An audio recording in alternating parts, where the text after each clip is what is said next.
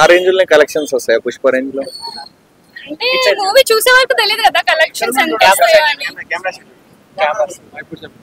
Movie చూసే వరకు తెలియదు కదా, కంటెంట్ ని బట్టి కలెక్షన్స్ వస్తాయి అనుకుంటున్నా.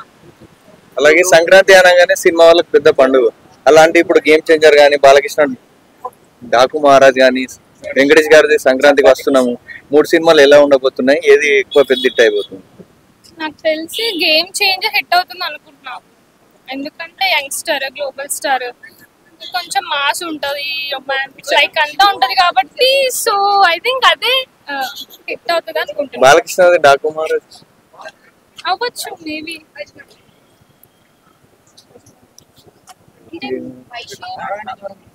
రామ్ చరణ్ మూవీలో మీకు ఏ మూవీ బాగా ఇష్టం?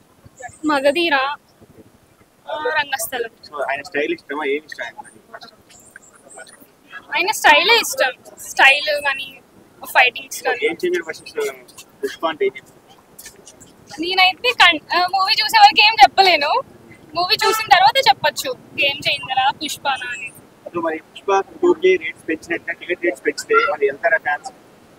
కొంచెం కష్టమే కదా రేట్స్ పెంచితే. ఇప్పుడు డబ్బులు ఉన్న వాళ్ళు అయితే చూస్తారు, లేని వాళ్ళు చూడరు కదా. సో నార్మల్ బడ్జెట్ అయితే చూడొచ్చు, ఒక 300 అలా ఉంటే చూడొచ్చు. సంక్రాంతికి రావాల్సిన మూవీ అన్న గేమ్ చేంజర్ అనేది. ఎందుకంటే ఫ్యామిలీతో కలిసి వెళ్తారు కాబట్టి, ఇట్లాంటి అకేషన్స్ అప్పుడే కదా అందరూ కలిసి ఎక్కడికైనా ప్లాన్ చేస్తారు. ఫ్యామిలీ అయితే కలిసి వెంకటేష్ మూవీకి వెళ్తారు, రామ్ చరణ్ మూవీకి వెళ్ళారని చెప్పి చాలా మంది అంటున్నారు, మీరేమంటారు? అలా ఏం లేదు, ఎవరి ఇష్టం వాళ్ళది.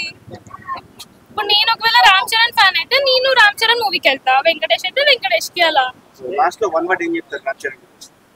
ఆయన చాలా మంచివారు. Thank you.